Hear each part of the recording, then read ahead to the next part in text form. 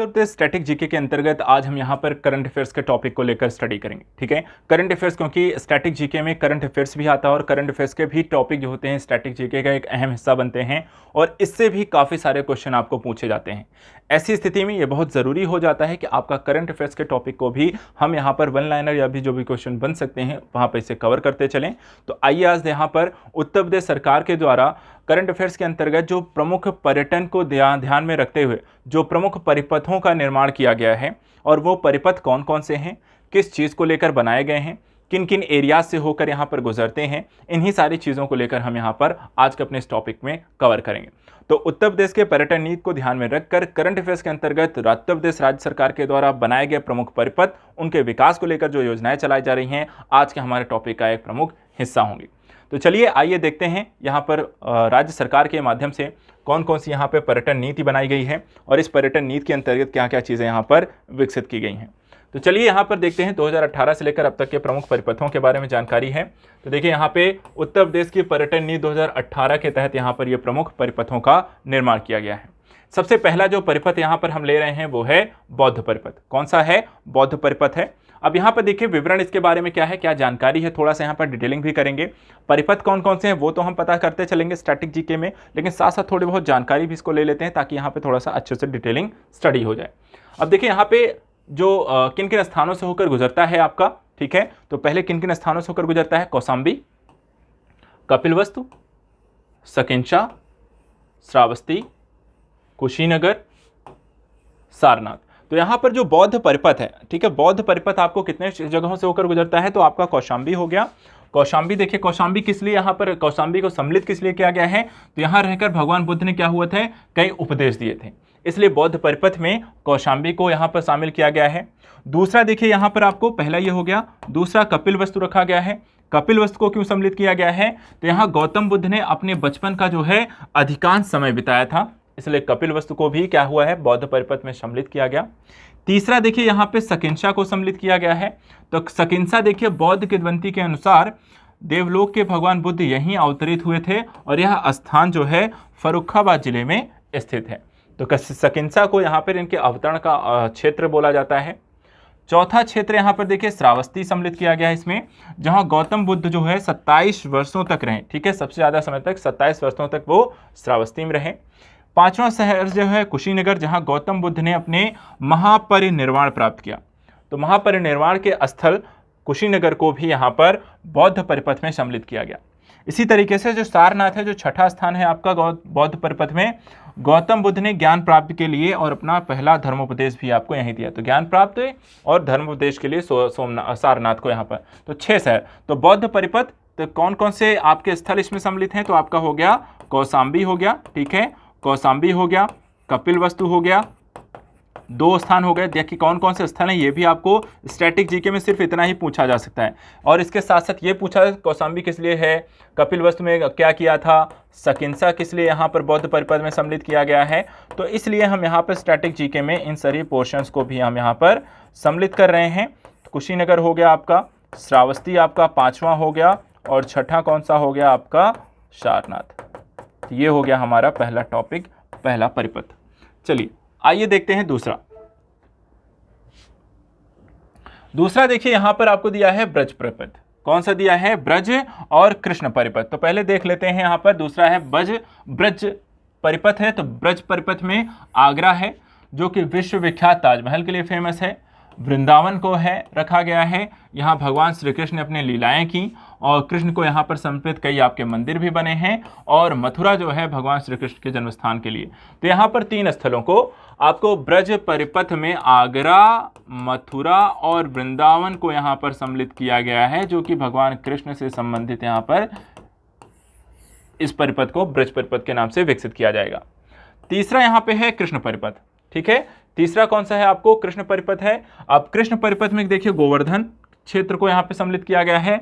यहाँ स्थित गिरिराज पर्वत को बालकृष्ण ने 7 दिनों तक अपनी उंगली पर उठाए रखा था, ठीक है। तो गोवर्धन पर्वत को यहाँ पे अपनी उंगली पर उठाए रखा था, तो इसलिए यहाँ पर इसे कृष्ण परिपथ के अंतर्गत सम्मिलित किया गया, पहला स्थल है। दूसरा जो स्थल है गोकुल है, ठीक है। दूसरा स्थल यहाँ पे कृष्ण परिपथ में गोकुल है, जहाँ श्री कृष्ण का यहाँ पर गोपनीय रूप से पालन हुआ था गोकुल में, इसलिए उसे इसमें सम्मिलित किया गया। तीसरा स्थल इसमें वृंदावन को रखा गया है, जो कि कृष्ण की लीला स्थली रही वृंदावन को, ठीक है। तो कृष्ण लीला स्थली वृंदावन को यहाँ पर कृष्ण परिपथ में सम्मिलित किया गया।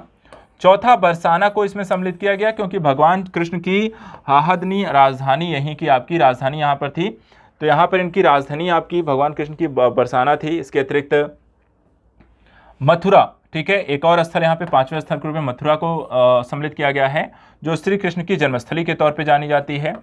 छठा स्थल नंदगांव है, जो श्री कृष्ण के पालक नंद जी का आपका घर है।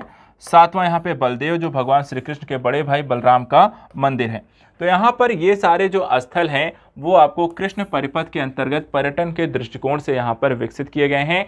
इनके बारे में जानकारी, देखिए जानकारी होना कि कौन कौन से परिपथ हैं, किन किन क्षेत्रों को कवर किया जाएगा, और जो क्षेत्र हैं वो किस लिए सम्मिलित किए गए उसके कारण भी बताए गए हैं। और आपको भी बस इसको ऐसे ही यहाँ पर क्लियर कर लेना है कि कृष्ण परिपथ में किसे किसे सम्मिलित किया गया, कौन नहीं है, यह भी पूछा जा सकता है। तो देखिए क्या क्या है कृष्ण परिपथ में, आपको गोवर्धन हो गया, गोकुल हो गया, वृंदावन हो गया, बरसाना हो गया, मथुरा हो गया, नंदगांव हो गया, बलदेव हो गया। तो 7 स्थल यहाँ पर हैं। 7 स्थलों को कृष्ण परिपथ के अंतर्गत सम्मिलित किया गया है। ब्रज परिपथ में 3 यहाँ पर सम्मिलित किए गए हैं। 6 आपको बौद्ध परिपथ के अंतर्गत क्षेत्रों को सम्मिलित किया गया है। बस इनको ऐसे ही हमें पढ़ते चलना है। चलिए अगला आप देखते हैं रामायण परिपथ और बुंदेलखंड परिपथ, ठीक है। रामायण और बुंदेलखंड परिपथ देख लेते हैं। अब रामायण परिपथ की बात करते हैं। चौथे नंबर पे रामायण परिपथ कैसा है, यहां पर देखिए अयोध्या को सम्मिलित किया गया है। रामायण परिपथ में किसे सम्मिलित किया गया है, अयोध्या को, जो कि भगवान राम की आपकी जन्मस्थली रही। चित्रकूट को सम्मिलित किया गया क्योंकि यहाँ श्री राम ने अपने वनवास के दिन व्यतीत किए थे। बेरपुर को यहाँ पे सम्मिलित किया गया है क्योंकि यहाँ पे प्रयागराज जिले में स्थित इसी स्थान से श्री राम ने गंगा पार यहाँ पर किया था, गंगा पार नदी को यहाँ किया था। और 11 मई 2018 को नेपाल के जनकपुर को भी रामायण पर सर्किट में सम्मिलित कर लिया गया। तो यहाँ पर देखिए रामायण परिपथ में आपको किसे सम्मिलित किया गया, कौन कौन से स्थल हैं, अयोध्या, चित्रकूट, श्रृंगेरपुर और साथ ही साथ आपको जनकपुर को रामायण परिपथ में सम्मिलित किया गया है। इसके बाद बुंदेलखंड परिपथ, 5वां परिपथ उत्तर प्रदेश पर्यटन नीति में किसे सम्मिलित किया गया है, बुंदेलखंड परिपथ को। और इसमें क्या विशेष है, कौन कौन से स्थल हैं, तो पहला है आपका महोबा। बुंदेलखंड परिपथ में पहला स्थल किसे सम्मिलित किया गया है, महोबा को। क्यों सम्मिलित किया गया है, क्योंकि यहाँ पर वीर योद्धा आल्हा उदल से संबंधित आपका ये स्थल है। तो महोबा किस लिए फेमस है, आपका आल्हा उदल से संबंधित होने के कारण इसे सम्मिलित किया गया है। दूसरे स्थल के रूप में कालिंजर को चुना गया है। कालिंजर क्यों चुना गया है, क्योंकि मध्ययुगीन काल का ये रणनीतिक महत्व का स्थल रहा और यहाँ भव्य आपको किला भी रहा है। तीसरा स्थल बुंदेलखंड परिपथ में चित्रकूट को सम्मिलित किया गया है, जिसका रीजन है श्री राम ने वनवास का एक बड़ा भाग यहीं पर बिताया। चौथा यहाँ पर देखिए बिठूर को इसमें सम्मिलित किया गया है, जो कि कानपुर में गंगा नदी के तट पर स्थित है और स्वतंत्रता संग्राम सेनानी नाना साहब से यहाँ पर संबंधित है। तो बुंदेलखंड परिपथ में अगर हम देखें तो मूल रूप से ऐतिहासिक महत्व, साथ साथ धार्मिक और थोड़ा बहुत यहाँ पर हम देखें तो पौराणिक चीज़ों को भी इसमें आपको सम्मिलित किया गया है। तो ये हो गया आपका बुंदेलखंड परिपथ हो गया। चलिए अब अगला बात यहाँ पे करते हैं। बुंदेलखंड परिपथ के बाद विंध्य, ठीक है। अब विंध्य परिपथ यहाँ पर देखते हैं। तो विंध्य परिपथ कौन कौन से हैं, विंध्य परिपथ में क्या क्या सम्मिलित है आपका वो देख लेते हैं। सबको पढ़ना है, सबको पढ़ना है, यहाँ पे कुछ छोड़ना नहीं है, कोई भी चीज छोड़नी नहीं है, सबको यहाँ पर पढ़ते हुए चलना है। चलिए आइए देखते हैं।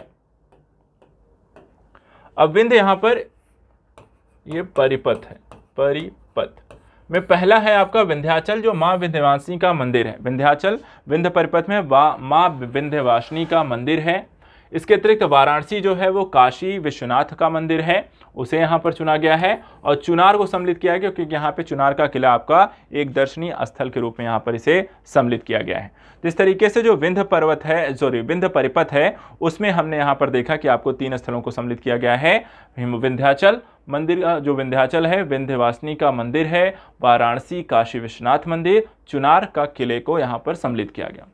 इसके बाद आता है अवध परिपथ। 7वां कौन सा परिपथ यूपी में विकसित किया जा रहा है पर्यटन के लिए, अवध परिपथ को सम्मिलित किया गया है। अब अवध परिपथ में क्या विशेष है, तो यहाँ पर देखिए नैमिषारण्य, ठीक है, क्या है नैमिषारण्य। नैमिषारण्य देखा जाए तो सीतापुर जिले में यह स्थित है, जो कि वैदिक स्थल में यहाँ पर ऋषियों की तपस्थली के रूप में विख्यात है, ठीक है। 88,000 ऋषियों की तपस्थली के रूप में यह विख्यात है। दूसरा अयोध्या है, जो फैजाबाद में अयोध्या भगवान श्री कृष्ण की जन्मस्थली है और फैजाबाद अवध के नवाबों की गद्दी भी यहाँ पर आपकी रही है। इसके अलावा अवध के नवाब जिसे कहा जाता है, फैजाबाद का एरिया, तो थोड़ा सा आप वहाँ पर भी उस दृष्टिकोण से भी इसे देखते हैं। और देवा शरीफ जो कि सूफी संत हाजी वारिस अली शाह का मज़ार है, जो यह बाराबंकी जिले में स्थित है। तो अवध परिपथ में आपका देखा जाए तो यहाँ पर नैमिषारण्य, ठीक है, वैदिक कालीन एक स्थल को सम्मिलित किया गया। अयोध्या जो कि आपका मुगल काल को लेकर और साथ ही साथ पौराणिक स्थितियों को लेकर, श्री राम को लेकर यहाँ पर है। और साथ ही साथ देवा शरीफ जो है आपके सूफी संतियों के स्थल को लेकर इसमें सम्मिलित किया गया। तो एक विविधता भी देखने को मिलती है। इसके पीछे का जो रीज़न है किसी भी क्षेत्र के बारे में, तो अलग अलग तथ्यों को आधार बना के इस तरह के परिपथ विकसित किए जा रहे हैं ताकि पर्यटन को यहाँ पे काफ़ी बढ़ावा दिया जा सके। अब इसके बाद देखिए आता है जैन परिपथ, ठीक है। अगला कौन सा है यहाँ पर? जैन परिपथ है। जैन परिपथ में क्या विशेष है, इसको भी चलिए समझ लेते हैं, ठीक है। तो जैन परिपथ आपका नवा परिपथ यूपी में जो पर्यटन के लिए विकसित किया जा रहा है वो कौन सा है? जैन परिपथ। इसमें क्या क्या है? तो अयोध्या को रखा गया है। अयोध्या क्यों रखी गई है? क्योंकि यहाँ पर जैन धर्म के प्रथम तीर्थंकर ऋषभनाथ, द्वितीय तीर्थंकर और अजितनाथ, चतुर्थ तीर्थंकर अभिनंदननाथ, पांचवें तीर्थंकर सुमितनाथ का जन्मस्थल है। तो 4 तीर्थंकरों का जन्मस्थल आपका अयोध्या को जैन परिपथ में सम्मिलित किया गया है। इसके अलावा वाराणसी को इसमें सम्मिलित किया गया। दूसरा स्थल कौन सा है? वाराणसी है। वाराणसी में देखा जाए तो 7वें तीर्थंकर सुपार्श्वनाथ और 26वें तीर्थंकर पार्श्वनाथ, सॉरी 23वें आई थिंक यहाँ पर होगा, 23वें तीर्थंकर यहाँ पे पार्श्वनाथ को यहाँ पर सम्मिलित किया गया है, ठीक है। इसके बाद श्रावस्ती है, ठीक है। श्रावस्ती जो है यहाँ पर देखा जाए तो तृतीय तीर्थंकर जो है संभवनाथ का यहाँ पर आपका जन्मस्थल है। इसके बाद कौशाम्बी को सम्मिलित किया गया है जो 6वें तीर्थंकर आपके पद्म प्रभु का जन्मस्थल है। कांकड़ी को सम्मिलित किया गया उनके 9वें तीर्थंकर सुविधिनाथ के जन्मस्थल के रूप में। महोबा को सम्मिलित किया गया है जो कि गोखर पर्वत पर चट्टानों को काट कर बनाई गई 24 तीर्थंकरों की प्रसिद्ध प्रतिमा है। तो महोबा किस लिए भी फेमस है, ऐसा भी क्वेश्चन पूछा जा सकता है कि 24 तीर्थंकरों की चट्टानों पर काट कर बनाई गई प्रतिमाएं कहाँ स्थित हैं? तो गोखर पर्वत जो कि महोबा में स्थित है। इसके अलावा इसमें देवगढ़ को सम्मिलित किया गया है क्योंकि प्राचीन जैन मूर्तियां एवं 24 तीर्थंकरों की प्रतिमाओं को यहाँ पर देखा जाए तो आपको काटकर बनाई, सॉरी यहाँ पर आपका जैन मूर्तियां आपको स्थित हैं, यहाँ पर प्राचीन जैन मूर्तियां हैं देवगढ़ में। इसके अलावा आपको यहाँ पर शिल्प हेतु यहाँ पर विख्यात है, ठीक है। तो देवगढ़ किस लिए फेमस है? आपका प्राचीन जैन मूर्तियों एवं शिल्प हेतु यहाँ पर विख्यात है। तो यहाँ पर देखिए कितने स्थलों को इसमें सम्मिलित किया गया। जैन परिपथ में कितने स्थल हो गए आपके? पहला हो गया अयोध्या को सम्मिलित किया गया है, दूसरा वाराणसी को सम्मिलित किया गया है, तीसरा यहाँ पर देखिए आपको श्रावस्ती को सम्मिलित किया गया है, चौथा कांकड़ी को, पांचवा महोबा को और छठा आपको देवगढ़ को। तो 6 स्थल यहाँ पर जैन परिपथ के अंतर्गत आपको विकसित किए जा रहे हैं जिसमें जैन धर्म को यहाँ पर जुड़ी हुई चीज़ों को इसके अंतर्गत लोगों के पर्यटन के लिए ओपन किया जाएगा। इसके बाद देखिए सूफी परिपथ है। 9वां कौन सा है आपका? सूफी परिपथ। 9वां कौन सा परिपथ है? सूफी परिपथ है। अब यहाँ पर क्या विशेष है वो देख लेते हैं, ठीक है। सूफी जो परिपथ है ये आपको जायस जो रायबरेली में स्थित है, सूफी संत मलिक मोहम्मद जायसी के से संबंधित स्थान है उसको सम्मिलित किया गया है, ठीक है। तो जायस क्षेत्र जो रायबरेली में पड़ता है, मलिक मोहम्मद जायसी के जन्मस्थल को इसमें सम्मिलित किया गया है, सॉरी यहाँ पर उनसे संबंधित स्थान है ये। आगरा को सम्मिलित किया गया क्योंकि शिया संत काजी नुरुल्लाह का मज़ार है, ठीक है। तो काजी शिया संत कौन से? काजी नुरुल्लाह की मज़ार जो आगरा में सम्मिलित है उसे इसमें सम्मिलित किया गया है। तीसरा बहराइच में स्थित सूफी संत सैयद सालार मसूद गाजी की दरगाह को भी सूफी परिपथ का हिस्सा बनाया गया है। इसके अतिरिक्त किछोछा है जो कि अम्बेडकर नगर में स्थित है और ये सूफी संत सैयद मखदूम अशरफ जहांगीर सिमनानी की जो दरगाह है उसको भी इसमें सम्मिलित किया गया। इसके अलावा लहरा तारा तालाब जो कि कबीर की जन्मस्थली है वाराणसी में, और मगहर जो कि जिला है जो संत कबीर नगर में स्थित है उसकी निर्वाण स्थली को भी इसमें सम्मिलित किया गया है। तो सूफी परिपथ, सूफियों और कबीर को लेकर यहाँ पर ये पूरा परिपथ विकसित किया गया है पर्यटन के लिए, जिसमें जायस 1 हो गया, आगरा 2 हो गया, बहराइच 3 हो गया, किछोछा 4 हो गया, लहर तारा 5 हो गया और मगहर 6 स्थल हो गए जो कि सूफी परिपथ के अंतर्गत उत्तर प्रदेश में पर्यटन को बढ़ावा देने के दृष्टिकोण से लगातार यहाँ पर प्रयास किए जा रहे हैं। इसके बाद जो 10वां परिपथ है वो है वन्यजीव पर्यावरण परिपथ। कौन सा है? वन्यजीव पर्यावरण परिपथ है। ये कहाँ है, क्या क्या है इसकी विशेषता है, तो इसमें देखिए पहला सम्मिलित किया है दुधवा राष्ट्रीय उद्यान। कौन सा सम्मिलित किया गया है, दुधवा राष्ट्रीय उद्यान, जो कि लखीमपुर खीरी जिले में स्थित है। और राष्ट्रीय उद्यान में देखिए बारहसिंगा, चीतल, शेर, गैंडा, बाघ, हाथी, भालू, सांभर, पांडा, अजगर, मगरमच्छ इत्यादि के जीव यहाँ पर आपको मिलते हैं। तो दुधवा राष्ट्रीय उद्यान को पहला इसमें सम्मिलित किया गया है। दूसरा यहाँ पर कतरनिया घाट वन्यजीव विहार को सम्मिलित किया गया है। ये कहाँ स्थित है, तो बहराइच जिले में स्थित है, जिसमें वन्यजीव विहार में बाघ, हिरन और सांभर इत्यादि जीव पाए जाते हैं। तीसरा स्थल देखिए इसमें पीलीभीत बाघ अभ्यारण्य को भी सम्मिलित किया गया है। और यह अभ्यारण्य देखें तो पीलीभीत, लखीमपुर और खीरी, बहराइच जनपदों में विस्तारित है और प्रोजेक्ट टाइगर का हिस्सा भी है। और अभी हाल ही में पीलीभीत टाइगर रिजर्व देखा जाए तो यहाँ पर उसने बाघों की संख्या को 4 साल में ही 2 गुने से भी ज़्यादा वहाँ पर हो गए हैं। तो इस तरीके से वन्यजीव अभ्यारण्य परिपथ भी विकसित किए हैं पर्यटन के दृष्टिकोण से यहाँ पर, ताकि लोगों को आकर्षित किया जा सके, उत्तर प्रदेश की पर्यटन की नीतियों से जोड़ा जा सके, पर्यटन को बड़े स्तर बढ़ावा दिया जा सके और यहाँ पर आय के स्रोत और रोजगार के नए अवसर भी उत्पन्न किए जा सके। चलिए यहाँ पर हमने उत्तर प्रदेश से संबंधित जो आपके 10 परिपथ थे पर्यटन के दृष्टिकोण से क्या क्या थे उनके बारे में यहाँ पर आपको बता दिया। आपको इनके बारे में स्टडी कर लेना है। बाकी यहाँ पर थोड़ा बहुत जानकारी और यहाँ पर दी हुई है, जैसे कि आपको बौद्ध मठ क्या होते हैं। तो बौद्ध मठ ऐसे होते हैं, ऐसे संस्थान जो कि बौद्ध धर्म गुरु अपने शिष्यों को शिक्षा उपदेश प्रदान करने के लिए करते हैं, जिस क्षेत्र का प्रयोग करते हैं उसे हम बौद्ध मठ कहते हैं। भगवान बुद्ध के अनुयायियों के लिए विश्व में 5 तीर्थ मुख्य माने जाते हैं। ठीक है, तो बौद्ध धर्म के लिए यहाँ पर देखे जाए तो 5 प्रमुख स्थल हैं। लुम्बिनी है, जो कि आपका क्या है, भगवान बुद्ध के जन्मस्थान के रूप में। दूसरा बोध गया है, वह स्थान जहाँ बुद्ध को ज्ञान प्राप्त हुआ। तीसरा सारनाथ है, वह स्थान जहां बुद्ध ने दिव्य ज्ञान देना प्रारंभ किया था। चौथा कुशीनगर है, जो कि यह स्थान जहां बुद्ध का महापरिनिर्वाण हुआ था। इसके अतिरिक्त यहाँ पर दीक्षा भूमि नागपुर है, जो कि भारत में बौद्ध धर्म का पुनरुत्थान यहाँ पर किया गया। तो ये आपको देखा जाए तो 5 प्रमुख आपके स्थल हो गए। इसके अलावा बौद्ध सर्किट परियोजना 2020 में यहाँ पर प्रारंभ की गई। यहाँ पर देखा जाए तो इसके अंतर्गत इसे प्रारंभ 2018 में स्पष्ट किया गया था केंद्रीय मंत्री नितिन गडकरी के द्वारा कि भगवान बुद्ध से जुड़ी सभी जगहों को जोड़ने संबंधित परियोजना को बौद्ध सर्किट के नाम से यहाँ पर शुरू किया जाए और ये 2020 तक इसे पूरा हो जाना चाहिए। इस परियोजना में 10,000 करोड़ रुपए की लागत आने की संभावना थी।